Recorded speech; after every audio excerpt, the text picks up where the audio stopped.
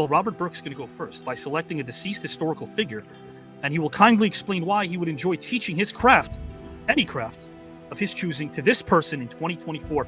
This October 8th will be 40 years. October 8th, 1984, I had just turned 24 years old. My father had passed away, and I had what I refer to as the Irish virus, okay? After he passed away, I was drinking drunk or hungover for 9 months. And my drinking started at a very early age. I'm not even going to go into it. I looked up the other night, historical people who died of alcoholism. The list will take you forever to go through. You know what I mean? There were wonderful people, wonderful actors, wonderful athletes, wonderful artists, wonderful writers, all just super talented. But it was this one common denominator. We say from jail to Yale, from Park Place to Park Bench. It doesn't care who you are. It doesn't care what you drink. It doesn't care who you drank with. And if I could talk to any one of those people, you know, and say, hey, have you ever tried this? You know, and they said, oh no, or I heard about it, or yeah, I went, I didn't like it. Let me get a crack at them. You know what I mean?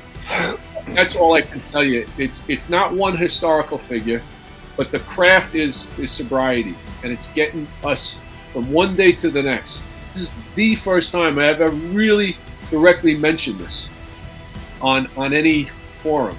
I don't say the technicalities or the specifics of it, but the fact of the matter is my life and the reason I'm here is because of that decision I made that day.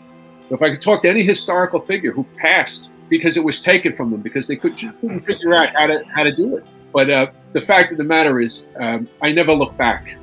In 40 years, I maybe once or twice get a little uncomfortable at a party. I never look back.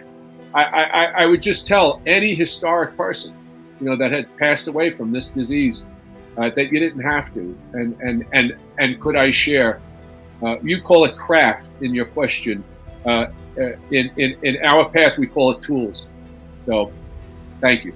Robert, if you can please describe a moment in life in which you challenged yourself in a way that still resonates with you today. When Avi asks, you know, to share a story about a moment, I have one. And it's a moment that's been shared by thousands, if not millions of people. Because 9/11 happened, on that day, about 30 of my friends fell in the line of duty. And, you know, I'm going to preface by saying this is still incredibly hard to talk about. So my best friend was a fireman named Paddy Brown, Captain Paddy Brown. He was one of the most decorated firemen in history in New York City. 2 tours in Vietnam. He was a black belt in Sado Karate, Golden Gloves boxer. Apparently he hit Roberta Duran a kidney shot and dropped him at Gleason's gym. We don't know. But Paddy, you know, and like a Buddha, quiet guy. So when my friend passed away on 9/11, I wasn't feeling well, and I thought to myself, how can I honor my buddy? And, you know, long story short, I decided to become a firefighter in my community. In the first couple of months after I get certified as a state certified firefighter, down power lines, order of gas, dumpster fire, benign calls. I also drive the ambulance. It's called EVOC, Emergency Vehicle Operation Certification. Then one day we get a call, Signal 13 working structure fire. And I was like, oh shit, this is the real deal. And I'm going to tell you, here's the moment of truth. I said to myself, I'm an actor. What am I doing? There's been some kind of mistake. And I said to myself, the last thought I had was, I didn't sign on for this. And then my friend, this guy, Paddy Brown, came to me in my mind and he goes, Burke boy, this is exactly what you signed on. Now, a lot of people in the fire service, military, police, you know, PD, you have a moment of truth, you know? And I thought to myself, boy, maybe I made a mistake. Down the hall we go, we operate 3 minutes, 5 minutes, knock it down, one room, knock down the next room. And I only did what I was trained to do. I did no more, no less. That first moment of being afraid, being disoriented, you know, everything started to get blurry. The fire engine got blurry, the smoke, everything's, but you because of your training, you do it. And because you don't want your buddies to get hurt, your brothers or sisters in the fire service, it still informs how I conduct myself on the fire ground. You have years that are made of months, and months that are made of days, and days that are made of hours, and hours that are made of moments, you know. And for anybody who's struggling now in the moment, it's going to change. At 41 years old, I finally had a real moment of truth. And you know, I thought, maybe I've made a mistake choosing this path. But, you know, I shut my mind off, shut my thoughts off, and just continued down and did, you know, what I was trained to do. My friend, Mr. Gilmore, It is the same question I have for you. If you could select any song or poem to help inspire a historical figure, alive or deceased, during a downtime in their life, which poem or song would you select and why? And which historical figure would you choose to uplift and why? Whenever you're ready, my friend, the floor is yours. And my person would be Mahalia Jackson. Mahalia Jackson, I mean, this lady, she would be the inspiration. I'm speaking about from an experience that I actually lived it.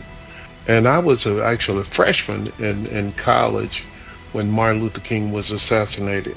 That was the time actually walking through this issue and experiencing what happened. The police driving through our neighborhood when I was a kid, escorting the Ku Klux Klan through, and they do fire bombs into our yard, and all of those things combined. And then suddenly, my freshman year at Gardner Webb and entering college with white students for the first time in my life, and I had never experienced anything except total separation.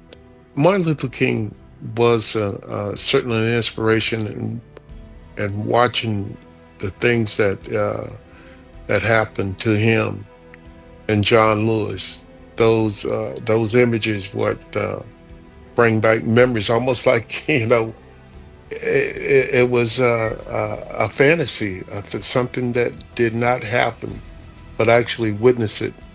My friend Artis, if you had one opportunity to say something to a deceased person that you disagreed with on something specific, what would you say and why to that person regarding the disagreement that you once had? It would probably be my dad. My dad's.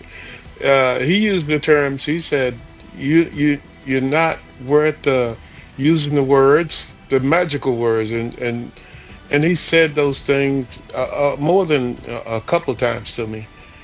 When I was a young kid growing up in the house with so many brothers, I had two sisters too, but they was too young, and I was one of the older boys, and you weren't running around and you no food. He watched me develop and move forward, and before he was able to see his last grandson. There's some things, and I mean, there's always a number of people that you like to share some thoughts like that with, and tell them about the fact what they dared and said that you would not be able to accomplish.